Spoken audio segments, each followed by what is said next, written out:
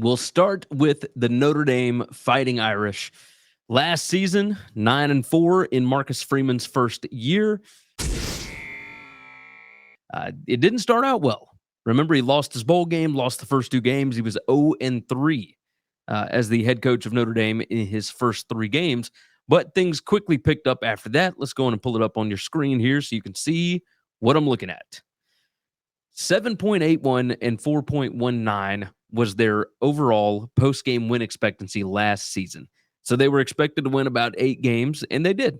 They won 8 games. They were 7-6 against the spread. This year, projected record 9.07 and 2.93.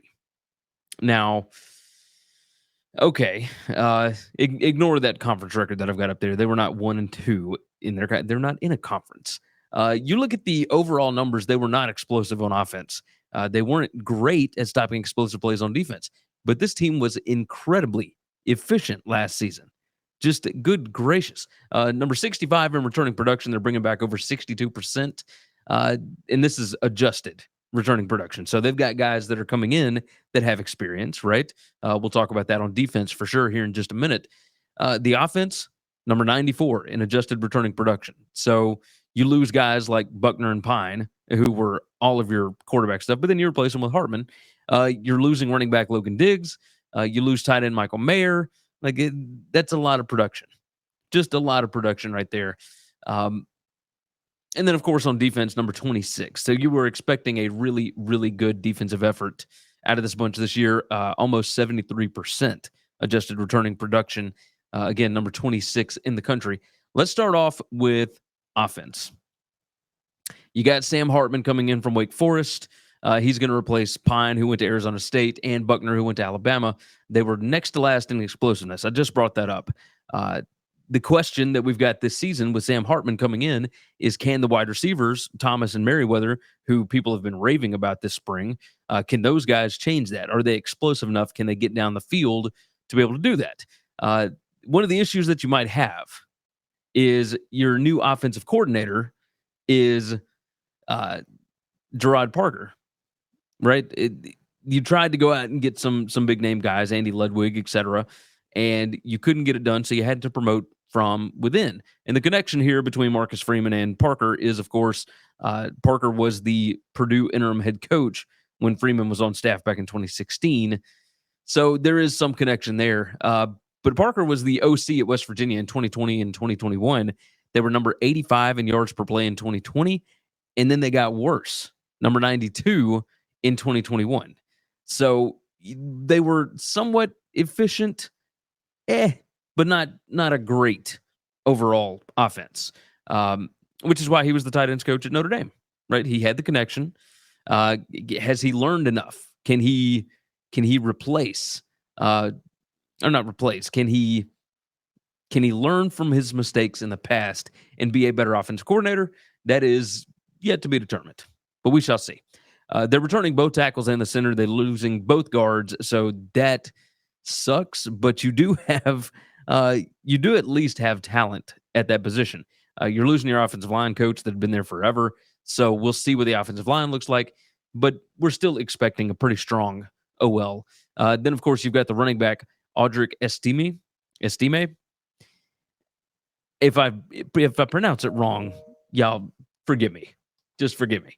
The question here is, of course, who replaces the tight end, Michael Mayer? They kind of relied on that. Now, maybe if you're going to a different offensive scheme, you don't have to worry about that as much. I still expect them to lean on the running game this year. They were number 20 in rushing success last year, but only number 57 in passing success. Now, some of that had to do with the limitations of the quarterback. Maybe that's fixed with Hartman coming in. We shall see. We shall see. Moving over to the defense. Al Golden in his second season. Remember, he had not been in college football since 2016 before last season. So you got a year under your belt. The defense really picked up. You look at PPA per drive for the defense last season. They were number 32 there, but really good in the secondary. Number 7 in passing success. They weren't great at stopping the run. Number 70 in defensive rushing success allowed. You win 9 games when you're allowing teams to run that successfully against you. That's pretty awesome. Pretty awesome. Ohio State transfer Javonte Jean-Baptiste should help that defensive line quite a bit. The secondary and the linebacking cores are expected to be awesome. Like, you've got to limit the explosive plays. They were number 88 in that explosive play rate allowed. Overall defense was good. Like, they were pretty good. Again, number 32 PPA per drive. We expect that to improve. We expect the rush defense to improve this year. They were number 43 in third down conversions, third down conversion percentage for the defense. I expect them to be a little bit better this year. You got key players coming back, Jaden Taylor. You got the offensive tackles. Of course, I mentioned Alton Fisher. You got Sam Hartman coming in. The running back, you got cornerback Ben Morrison, linebacker J.D. Bertrand. You're losing Isaiah Foskey on the defensive line, along with Ademiola. I said that totally wrong, and I apologize, but regardless, you know who I'm talking about. And then you lose the cornerback, Bracey. I still think the secondary is going to be awesome this year. Just a guess. Their luck rank last year was number 74.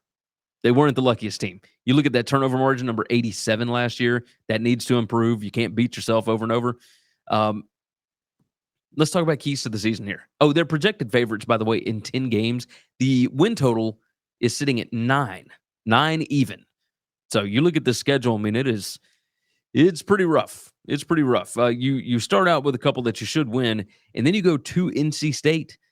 That's a tricky situation. But let's talk about the keys to the season here. Is the defense good enough if the offense doesn't click? Maybe it is. I mean, it definitely was last year. But I don't think you've got as many tools to be able to rely on if the quarterback isn't firing with those wide receivers, right? You don't have as much depth as you did. Does Sam Hartman fix your turnover issue? Maybe. But he was known to have some crazy games with like 3+ interceptions. Now, part of that might have been how much they were throwing the ball while he was at Wake Forest. But regardless, we've seen Hartman have success running the claw offense, right? Dave Clawson's offense, that slow mesh at Wake Forest. Is this a guaranteed home run? Like in Parker's offense, are they going to take enough risks? Like, they were number 121 in fourth down attempts per game last year. They took basically no risks and still won 9 games, which is mind-blowing. They've been looking for playmakers at wide receiver for years. This is a key. Are Jaden Thomas and Tobias Merriweather going to be those guys? We think they could be. They look fast enough. They appear to be fast enough. Let's see what they do in actual games. And then, of course, another key here, schedule and depth issues. It looks like they could be something that rears their ugly head towards the middle of the season here. If you can keep everybody healthy, for sure. The starters are some of the best in the country. But after that, it's kind of the toughest slate here, all right, and maybe the key slate to see what Notre Dame's season is going to be. Week 2, which technically the third game of the season for them, you got at NC State, right? Okay. And here, I'll take myself off the screen so you can actually see everything here. But at NC State's going to be tough. But look at weeks 4 through 7. This is where you're going to tell what your season is going to be. Ohio State at home, and then at Duke, at Louisville, and USC. The Blue Devils and the Cardinals are not just pushovers. Like, you could get beat there if you're not taking those games seriously. We saw it with Marshall last year for Notre Dame. So, same thing with Stanford, right? Somehow this team lost at home to Stanford, but blew out Clemson by 3 touchdowns. I don't get it, but either way. The ceiling for this team, I've got a loss to Clemson. I've got a loss to USC. I've got a loss to Ohio State. I've got a loss to NC State. Now, those losses can be anywhere on the schedule at this point. I believe that this team goes under, and it's juiced to the under, -130 over at BetUS right now. I've got them at 8-4. The ceiling for this team, I think, is 11-1. But the floor, I think, is probably 7-5. I still think there's enough talent that even if you lose the 4 that I said they do, you could lose one more in there somewhere, whether it's Pitt, Duke, Louisville, whatever.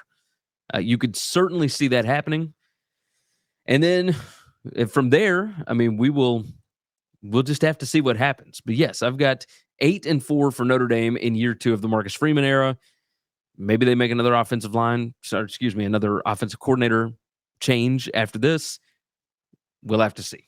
We will certainly have to see. But I do like the team. I like the direction they're going, especially recruiting. I just don't know that they're going to be great this season.